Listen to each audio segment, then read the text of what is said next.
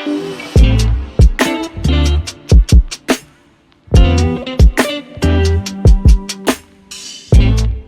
exactly constitutes a spiritual practice? Grab some tea, grab some water, maybe even your favorite snack, and let's dive into its essence and the importance of a spiritual practice. Let's go. Okay, so spiritual practices, let's talk about this. I see spiritual practices being expansive, used for many different things and for many different purposes. I have a few points here, and I want to talk about some different ways that spiritual practices, that incense smells so good. Whew. It's called confidence. It smells so good. This right here, this whole moment right here. Let's all take a moment. Okay, I'm back. I have a few points that I want to talk about to tap into the essence of a spiritual practice, right? And the importance and the different ways that it can be used. The first one that I have here is inner exploration. Through mindfulness, prayer, meditation, explore your inner self, deeper wisdom, and higher consciousness. Explore your connection with the divine.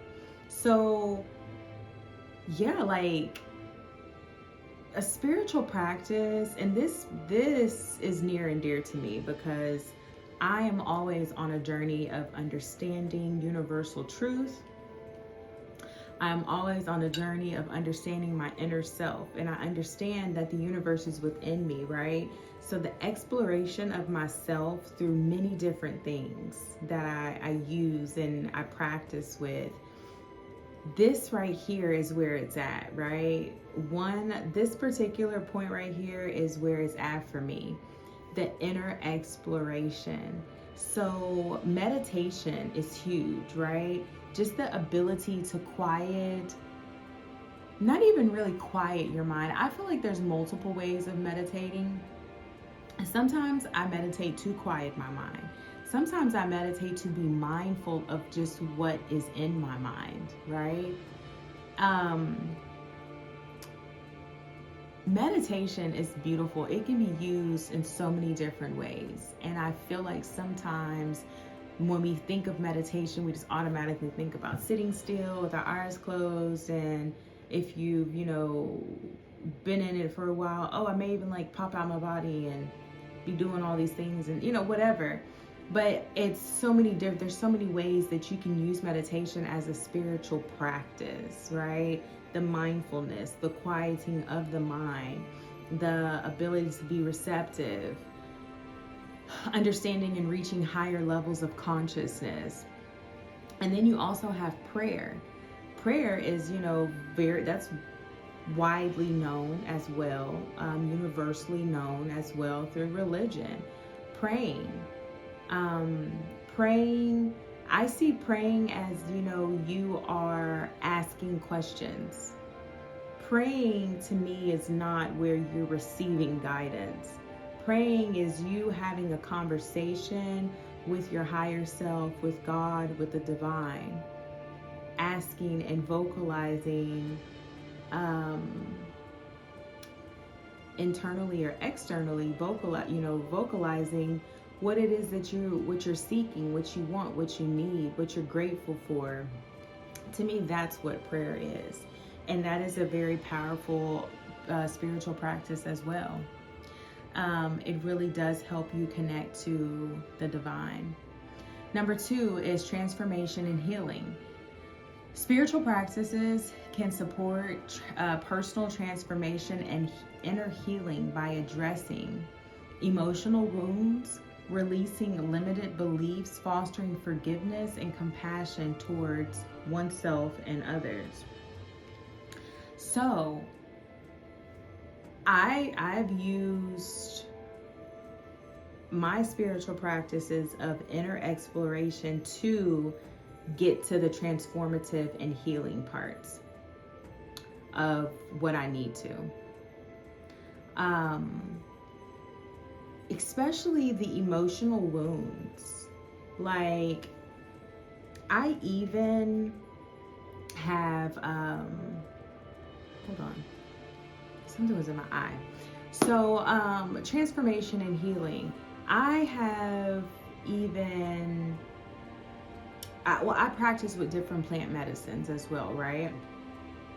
And that has really helped in certain ways. I've utilized that in my spiritual practices for transformation and healing, understanding the emotional wounds, understanding my limited beliefs, right? So spiritual practices can also support you in the transforming, transformationing.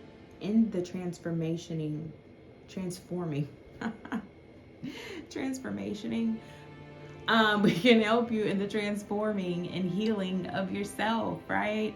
Of these programs and these belief systems that just really need to be just uprooted and dismantled and like put in a fire somewhere in a field, you know? So, and also it can help you foster forgiveness. Like, once you have, tapped into the spiritual practice of transformation and healing, on the other end of that comes a sense of forgiveness, right? And forgiveness is a really, it's a powerful thing. But one of the things that I know about forgiveness is that sometimes, or I have witnessed, it's harder to forgive yourself than it is to forgive others, you know?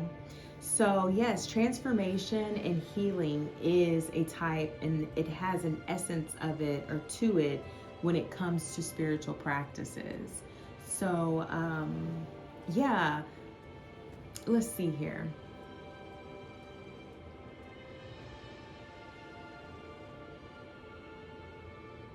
One other thing that I want to mention about transformation and healing is the practice itself could be you deciding to address certain things in your life that need to be addressed. That can be the practice.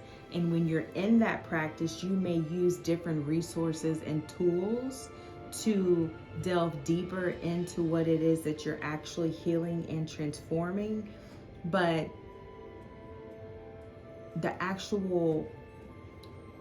the initiation that you put yourself into for transformation and healing is a spiritual practice all of its own. It embodies spiritual practice. So number 3 is community and support. We all know about this, right? Participating in communities and groups of like-minded people, which provides belonging, support, shared spiritual growth through collective rituals, gatherings, and conversations. So, I mean, I'm sure y'all can think of so many different things, like people gather at church, people gather at the synagogue, people gather for weddings, like community support, spiritual practices.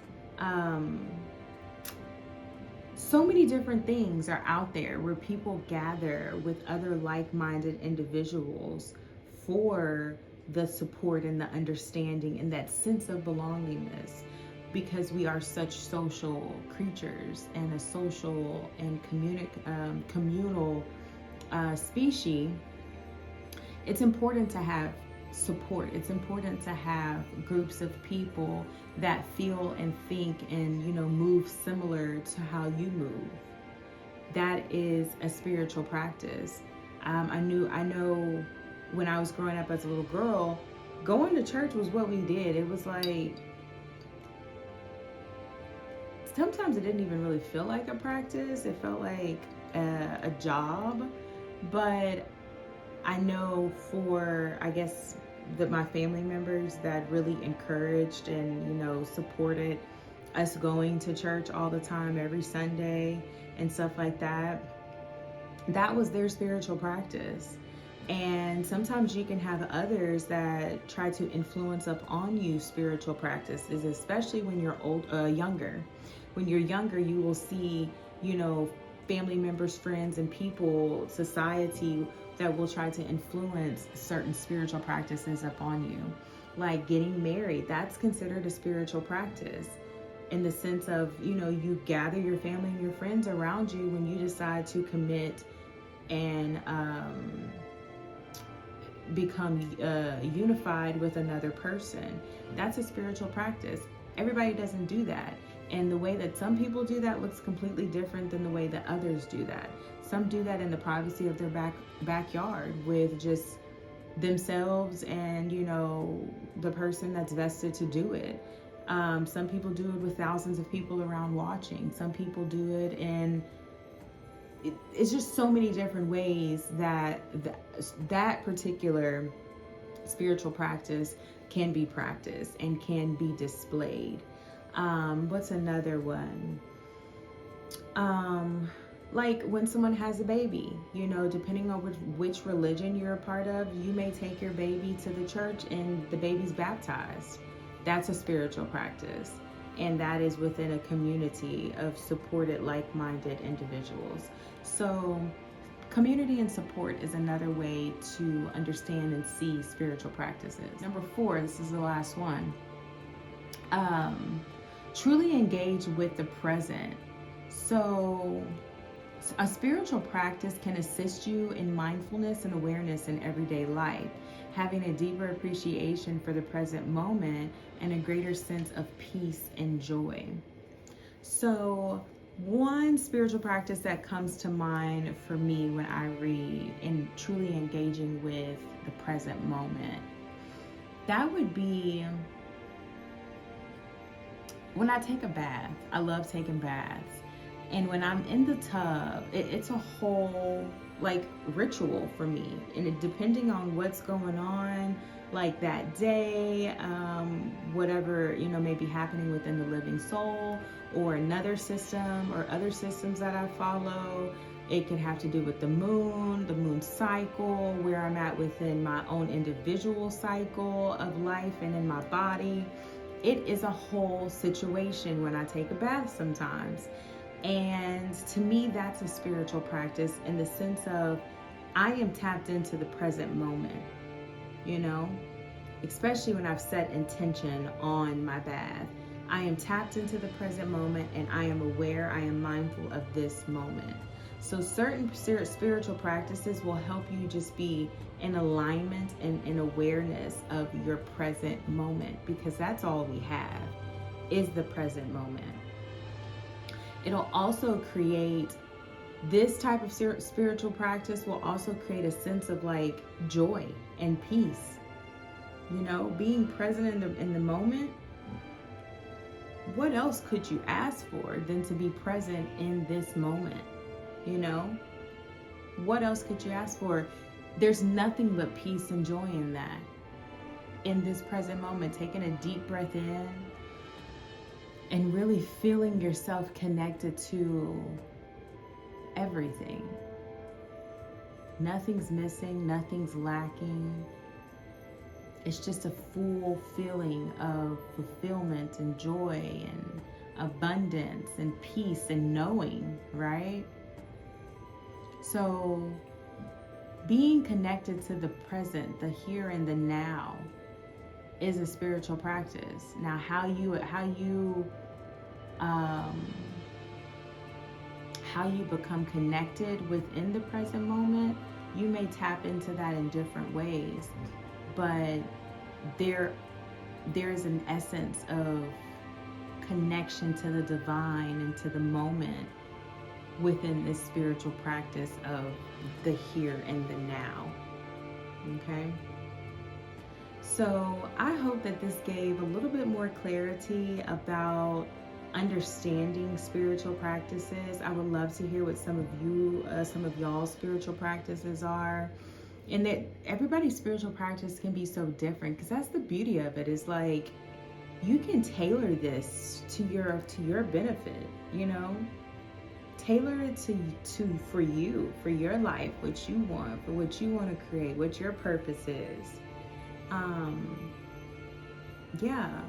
There's power in that. So if you don't have a spiritual practice, which 9 times out of 10 you probably do, If you don't think you do, you probably do. You just haven't actually identified it as a spiritual practice.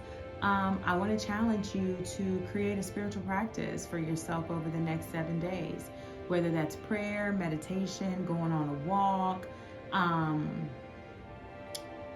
cleansing your space, cleansing your body, doing some type of moon magic, whatever it is, tap into that for yourself. Tap into that for yourself. You will be grateful that you did. And you'll be surprised the unfolding of all the things that you actually are doing that maybe you never quite realized was a spiritual practice of yours. So that's what I have for you. Thank you so much for hanging out with me and my energy here at Empress Expressions. Don't forget, you can get your Living Soul Profile Report. The link is in the description box below. That's based off of your birthday. You will have 4 archetypes that will show up that will show you how your energetic makeup is and unfolds, your energetic profile. It is a beautiful layout, super simple to do. Just click that link in the description box below. If you have any questions, drop it down in the comment box. You can email me. When you receive your report, if you need any help digging into it further, understanding it, I am a Living Soul certified and ordained profiler, and so I can help you with that. When you get your report, it's yours for forever. So invest in yourself, have that information on deck for yourself. And yeah, that's what I have for you. I send you peace, I send you light, and I send you love. And until next time, bye.